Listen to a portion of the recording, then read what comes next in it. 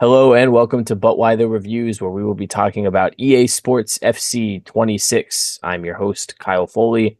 I'm a sports writer who covers soccer professionally, so this is right up my alley. And I am joined by Austin David. Austin, why don't you take a minute to introduce yourself?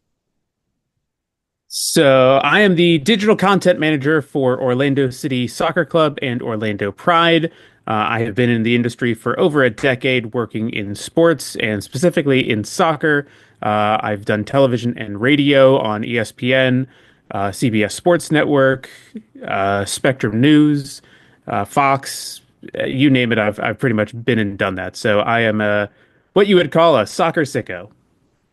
This is true. I do have in my notes that he is a soccer sicko and wanted to be addressed as such. So this is soccer sicko Austin David here to talk with me about EA Sports FC 26. We've played a little bit since it came out in early access, or I guess the early access thing's a weird thing. It's not really early access. It's just a week of like if you pre-order, you get to view it early. So one of the big things, obviously, that they're stressing with this year is the changes to the gameplay. The big thing that we've seen is the difference between we've got the authentic versus the competitive gameplay, and that's kind of the big listen. We've listened to our audience. We know what they want. We're going to give them more realistic play while still keeping things arcadey and being able to delineate between the two. So what has your experience been with the actual gameplay and those differences in FC 26?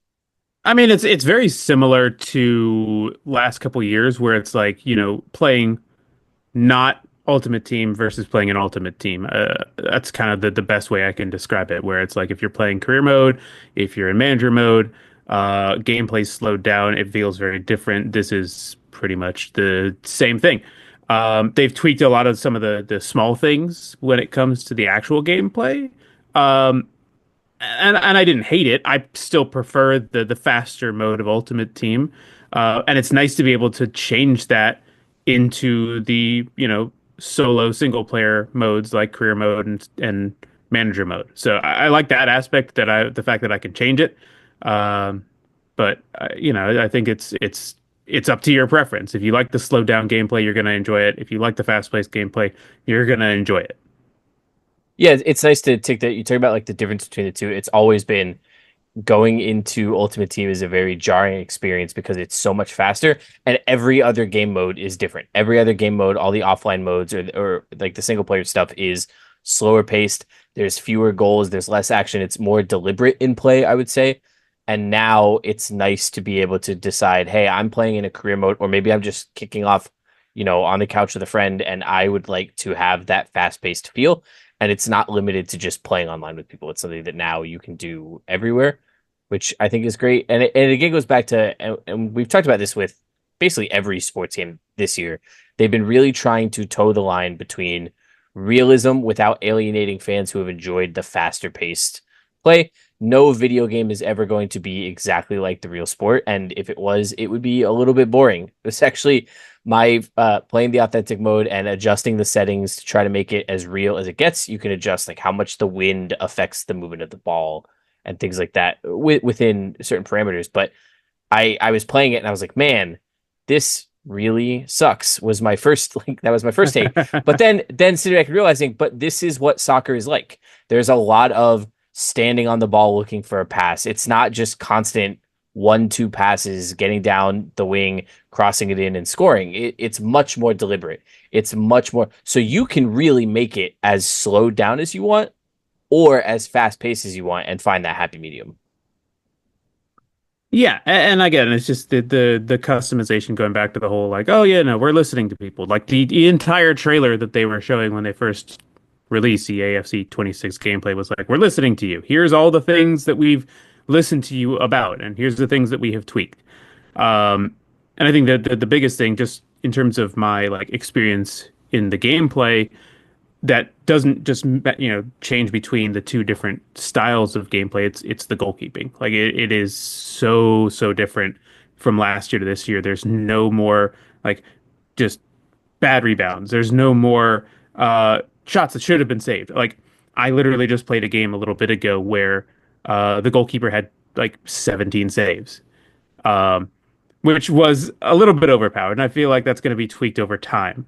Um, but it doesn't feel like I can score 27 goals on somebody because they have a different goalkeeper that's not one of the top five. I've been playing with an ultimate team, an 81 rated goalkeeper, and they've been great. Some of the goals they have let up, I'm like, "Man, you should have saved that." But I'm like, oh, well, you're only an 81. At the end of the day, I think it's still a very good step in the right direction. Just to have competent goalkeepers. I feel like the last couple years has been kind of iffy on that respect. So I think that's probably the biggest thing I've noticed just in terms of like the overall gameplay. Yeah, goalkeeping was one of the big things that they talked about, and it's always one of those things when you see the developers talk about this has been our big focus, but then immediately all eyes are on that and go, did you actually do it, or was this just kind of PR speak and you just wanted to bring attention? Were the changes noticeable? Is it just some under the hood stuff and you want to make us feel like it's there? You talked about your first games and playing and dealing with better goalkeepers.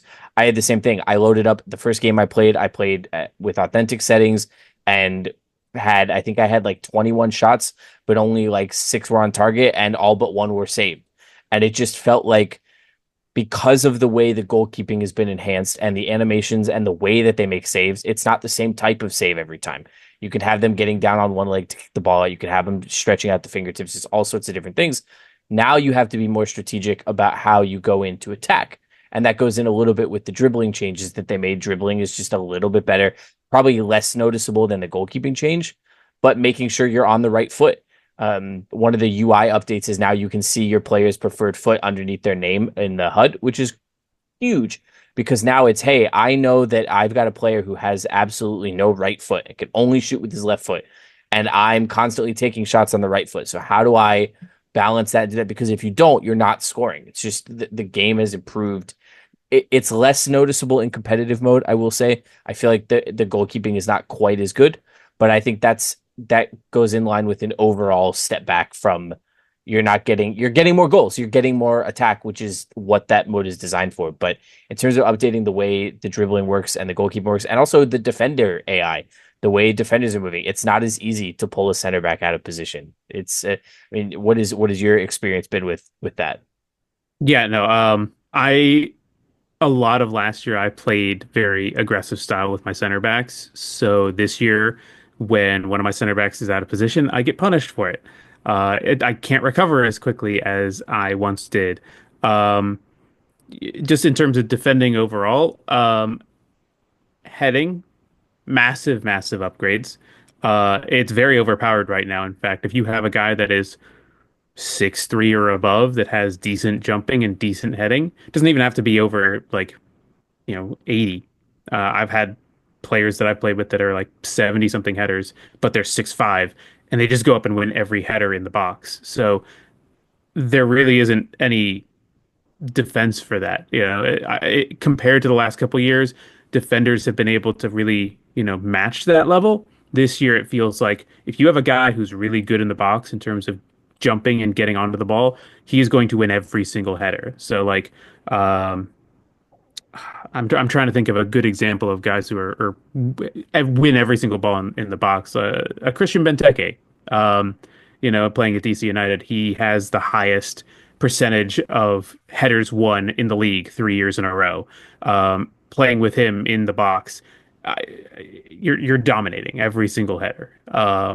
He may not be the highest rated player, but set pieces, you're going to win a lot of those balls. So that's kind of one of the things. And going back to the UI thing that you mentioned, with the preferred foot, you also see the level of skill move that each player has. And you also see the card itself, a picture of the card, like a little miniaturized version of it, which I thought was really cool. So you can actually, like, if you're not really familiar with the names of the players that you have, you can see the picture of the card and be like, oh, yeah, it's that person. Um, and then just seeing, what kind of skills can I actually pull off with a 3-star skiller, or like, how good is this person's weak foot and which foot is it? They actually show like, it's a diagram. It's not like, spelled out for you. But I think it's just a good step in the right direction just to have some sort of like, I don't have to go in my settings, go in my team sheet and be like, what foot does he use? Like, how good is he on his left foot? Why am I missing all these shots with his left? Oh, he's a right-footed player. That's why. I don't have to go look into that as I'm playing a game. It's just right there in front of me. Yeah, it streamlines the process of learning how your players work. And that could be even for absolute sickos like you and I who will watch any league anytime, whatever's on. There's always going to be players that you're going to run into that you might not be familiar with, and you might not know all the minutia of how they operate. So even for obviously it's great for new players who might not know as much. You can pick up these are which are arguably the most important things to know about a player right off the bat is just kind of what foot are they good on? Can they do skill moves? Then from there you want to get into more of the stats, but it's an initial overview that's really helpful. But even for more experienced players, there's gonna be players that you don't know. There's going to be players that you're trying to learn, and to not have to, like you said, waste all that time going through the menus and going through the roster and figuring all that out. It's just right there in the moment. So it gets you back in the game faster, less time going through the menus and doing that. You also mentioned like players like Benteke as an example, being able to be dominant in the box. I think there needs to be minor tweaks on some stuff like that. I think some of it, like you said, is a little overpowered. But one thing that I have found in general is that player stats matter a little more intricately than they have before. It's not just about the rating and the physicality and the speed. It gets into more of how can they operate, what's their acceleration like, what is their ability to head the ball or their ability to control the ball first time. It just feels like by continuing to improve the realism of the gameplay, there is now more of an emphasis on the stats that not that they weren't important before, but there's always been like the meta stats. And as long as your player has a certain amount of pace and a certain amount of physicality, that's all you need. And so now there's much more of a strategy, which in career mode is great if you're building up a team, but also in ultimate team, which is where a lot of people will spend their time on this, it's allowing you to go after more players, which then broadens the pool, which then affects the market of buying cards. And there's a huge knockdown effect that this is going to have long term. Yeah, yeah, and I think the biggest thing, like in Ultimate Team especially, because you start out with a very basic team, um, you kind of have to play with players you wouldn't normally play with because you can't afford the other players.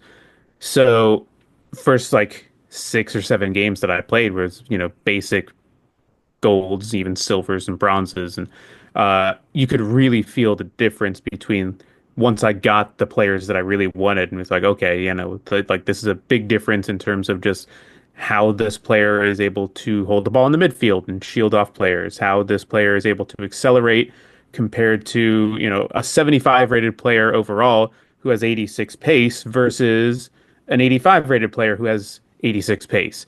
It feels different despite them having the exact same stat in that category, simply because the player is better. Um, and again, kind of just each individual stat, not just on the face card itself, but also the more intricate stats. They play a bigger factor than they have in the past, and it's beneficial. It makes you think a lot more. You can't just go out and be like 92 rated card, boom, in the team. 91 rated card, boom, in the team. Sometimes, the better players who have different stats can be better for your team. It just kind of you have to play around, you have to figure it out, and take a little bit more time to research. But that kind of goes into also the tactics of it. Last year they revolutionized a lot of how tactics work and the roles that players have. They kind of carried that over into this year, tweaked a couple things in that respect.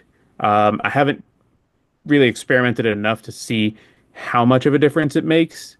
But I know, from 23 to 20 or 24 to 25, there was a big kind of row just in terms of how that changed because like it almost felt like less customization, where you couldn't just tweak individual things. Like you have the player roles, but they simplified it a lot more to make it more accessible to other people. So like the people who were creating tactics that they were posting online, that were a lot more intricate, where you had to change small little things and like the difference between 71 pressing and 70 pressing in the stats category of the team made a difference. And now it's a lot more simplified where it's like turn this on or turn this off. You have 3 roles. You can play one of them. This player is good at this role. Play that. But that also, comes into a big factor with the player play styles. Those were a big thing last year. If you have players that have the playstyle plus or the playstyle plus plus, they will be better in the positions and the roles that you put them in. Uh, so again, goes back to the research aspect. You got to figure out what is best for your team, your play style, and how you ultimately want to play. Yeah, and it's nice that that sort of knowledge and research applies to all of the different modes across the board. It's stuff that when you if you're just playing a kickoff game against a friend, or if you're playing in a manager career mode, or if you're playing Ultimate Team, it's not like it's a different system for every mode, which I think is helpful to in making it more accessible to, hey, I'm going to go out and try something that maybe I don't usually play, but I'm already coming in and I'm more familiar with it. So it's a little bit easier to do. I think that's been kind of the overall theme with a lot of stuff that they've done with EAFC 26.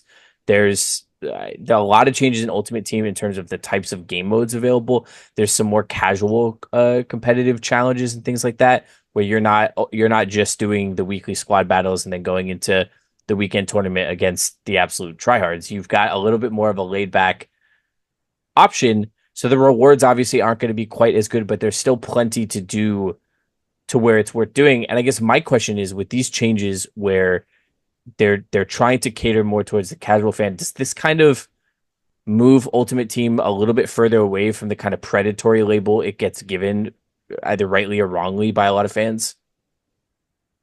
Yeah, I think it does. I think you're still going to have the tryhards and the sweats, and that's never going to go away. Um, so, ultimately, that's still going to remain. But I think that it has opened up a lot more opportunities for the people who want to play the casual versions of the game. They even have a label where the online modes are competitive now, where you have, Rush. Um, and Weekend League and all of that stuff. It's labeled literally competitive. So there's also all the offline modes that are now separated. So it's like you know what you're getting into, and they're trying to basically separate those two and say, right, if you want to play casual, go into this category. If you want to play competitive, go into this category. So I think it makes a bit of a difference in terms of just opening it up to more casual fans because ultimately that's a lot of where EAFC makes their money is the Ultimate Team. You're buying packs, you're spending coins on players, so they want to open it up to a lot more people. So as someone who has played it since the very first Ultimate Team came out, I think in FIFA 12 or FIFA 13. Um, I've seen the progression of it over the years, and it's changed a lot. Back in the day, those players that you had, they were locked to certain formations, where like you could have a player that you wanted to put in your team, but if he wasn't in a 4-1-2-1-2 or a 5-3-2 or whatever you were playing, you then had to go buy a card that changed his formation and you had to put that on. Even a couple years ago, you had to have, contracts for each individual player so that they wouldn't run out of contracts. You then had to go buy contracts. So a lot of what Ultimate Team has done is being able to make it more accessible and not have it be as predatory by getting rid of a lot of the barriers that were keeping players from playing, like those small intricacies of buying more cards and buying more packs to get more cards. So it really has simplified the game, but I think that is for the best at the end of the day. Yeah, there's no need to spend money to be able to compete and play. You can hop in and play without spending and have success. It's not just like you're limited to one or two little things. You can actually have an enjoyable time and you can earn stuff. There's already some squad building challenges and things and objectives to unlock that are available that are relatively easy to do. That's just kind of, hey, play the game. And I think you've seen that shift in sports games in general, where their Ultimate Team variants for the different franchises have all become a lot more open, a lot easier to play. There's a lot more opportunities to do stuff without spending money, which I think is great. For the people that want to spend a lot of money, they can, but you don't have to, and you don't feel that need to, and that FOMO, which I think is really helpful. Moving on from Ultimate Team, we talked about that and the gameplay and the way those work together. The modes that weren't really touched as much was the career modes. The manager career mode now has some like live challenges. The player career mode has different things as well, where it's just in the moment kind of things to be able to challenge and unlock. What's your experience been with these career modes, and what are your thoughts on those? Yeah, I haven't really spent a ton of time in either, but I did try out the live mode and manager mode. The one thing that they've kind of done is like they respect players' time, where they recognize, maybe you don't want to play an entire season or an entire managerial career with one team, or you want to do these challenges. They've actually made these short, medium, and long. They have it right on the label. It's like this is going to take you the shortest amount of time. This will be a grind. This is going to be the longest thing that you do. Um, and then they've also put parameters around it where like you have to play as a team in one of the lower leagues and get them promoted, or you have to take one of the top five Premier League teams and finish top five by the end of December. Um, and then once you do that, you get rewards. Sometimes they're rewards that you can use in other manager modes. Sometimes they're rewards you can actually use in Ultimate Team. The one thing that they've done since last year into this year is that they have this season pass that has crossed over between different modes. So like the season pass is not just Ultimate Team rewards. It's not just career mode rewards. It's not just manager mode rewards. And they also have pro clubs in there as well. So you have different rewards that you're earning for all the different modes. So it kind of it almost suggests you to say, don't just stay in Ultimate Team. Try out these other modes. You're unlocking all this stuff.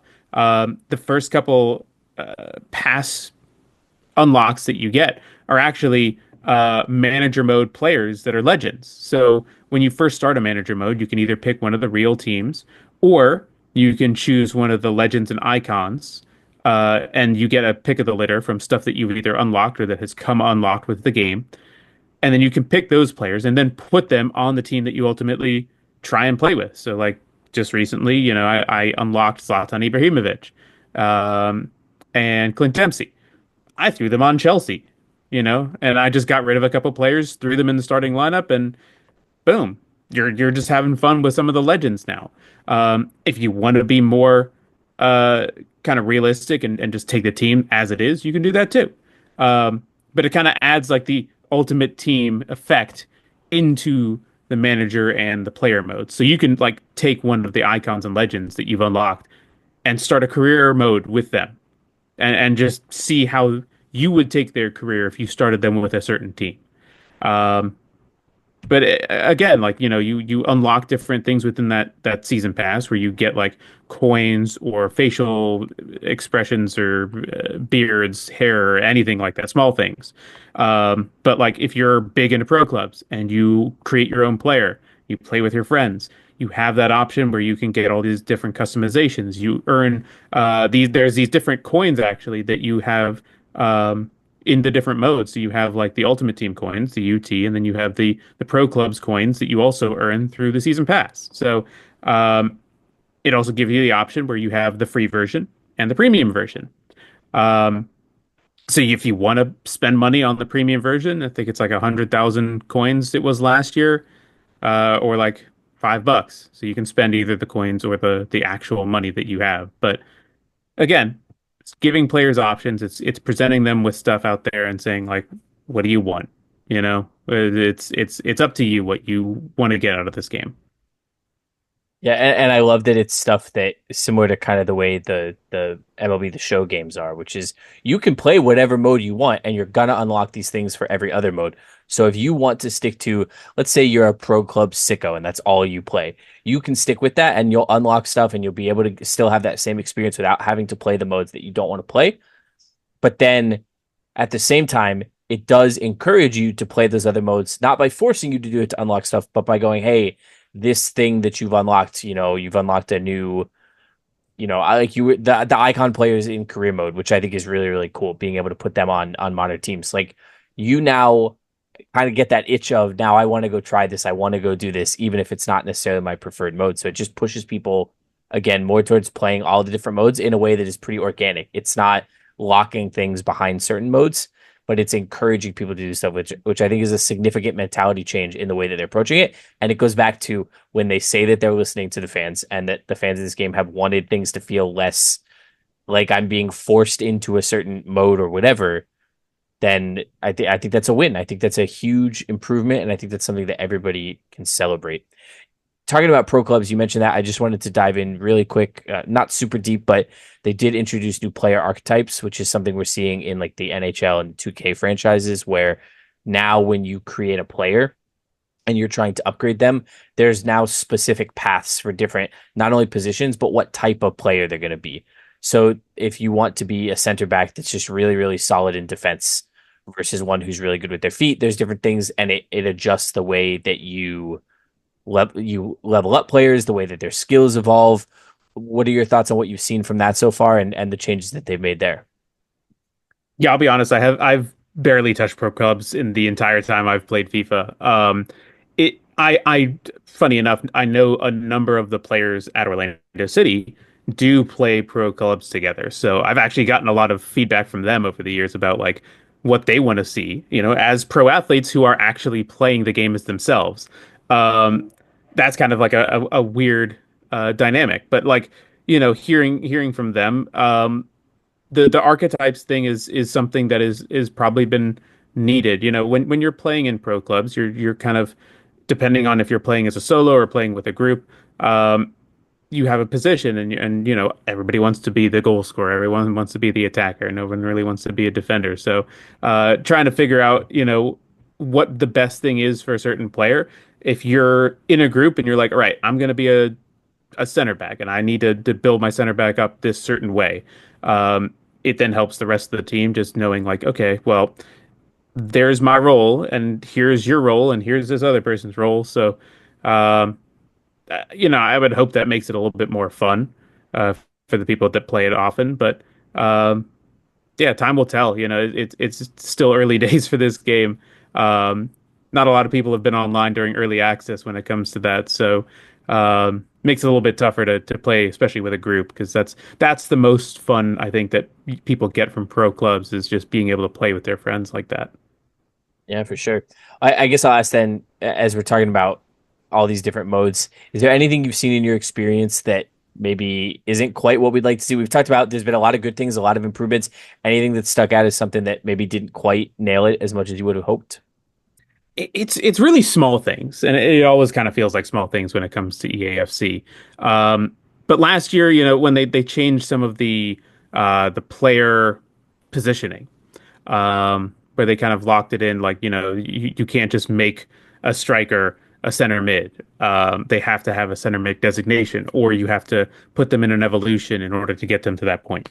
Um, so they have positions where like a striker has right mid and right wing designations.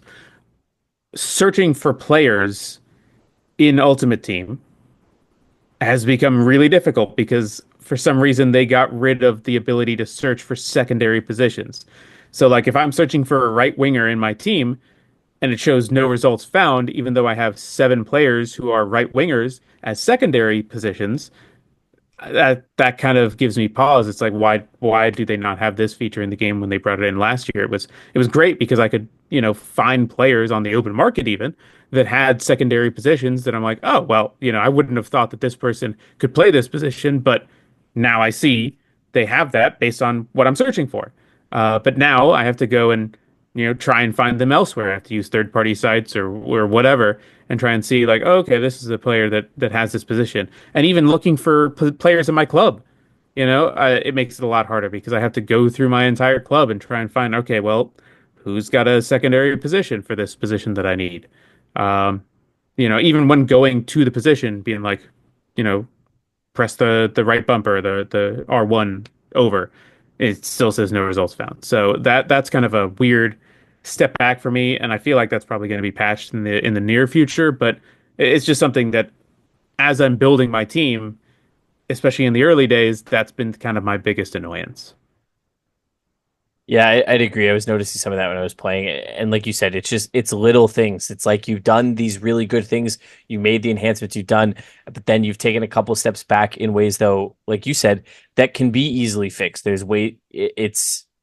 would be shocking if they don't go in and patch some of these things, like the way attacking in the box, finding the balance between there, finding the balance of how the players are moving in their different stats, figuring out some of the quirky little menu things, whether it's a bug or whether it's in just a design choice, things that they can modify if they continue to listen to the player feedback. And I think that ultimately is going to be what decides a year from now if EAFC 26 is a success. I would say right off the bat, if you are into these soccer games and you're excited about playing, there's plenty to enjoy. It's really fun. I would say it's the best that we've had in years, but there's still some things that are maybe keeping it from being an absolute elite experience, and that's where it comes to, will they continue to update and make adjustments, which is something that historically has not always been done properly. So if it is, and if that focus is kept, I think at the end of the day, this is going to be a really successful game.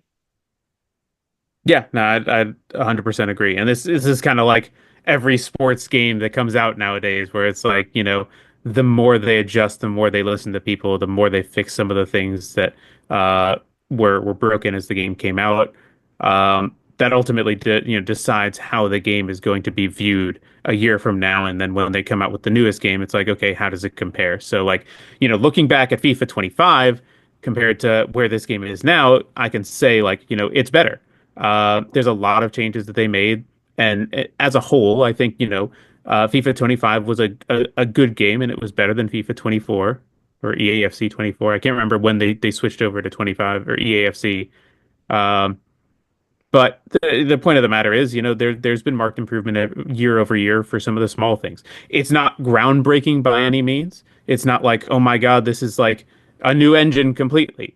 Back when they were switching from like, PS4 games to PS5 games, or Xbox 360 to PS4. Those were massive jumps in terms of like gameplay, graphical quality, and everything like that, because it was a new generation of console. It's going to be a lot harder for games that are on this current generation to, you know, have those moments of like, oh my God, this is amazing. This is like a whole new game for me. So you have to kind of settle for the small things and judge each game off of that. Again, a lot of people have the mentality of, well, sports games, they come out every year, they're just roster updates. So you, as a developer, have to kind of break that stigma and say, well, it's not just the roster updates, it's also all these different things. But ultimately, all the small things add up into what makes the game good or not. So so far, so good. Well, thank you for taking the time to come and talk with this. I'm sure we'll be playing each other online, where I will continue to defeat you as I have always done, undefeated, No, no, no, never no, lost. no. Mm-mm. Where can people find you online, on the social medias? First off, I'm not going to let you slander me like that, okay? I've been beating you up for years. No, there's no Secondly, evidence about that. hmm, hmm. You can find me on pretty much every social media platform at Austin David 22. Wherever your preference is, I pretty much am all there. But fair warning, I talk a lot about Orlando City and Orlando Pride. So if that's your jam, if you want MLS and NWSL soccer coverage, then come follow me. So thank you so much, and be sure to look for my written review on butwhythough.net to be able to read and hear more about my thoughts on this game. Thank you very much.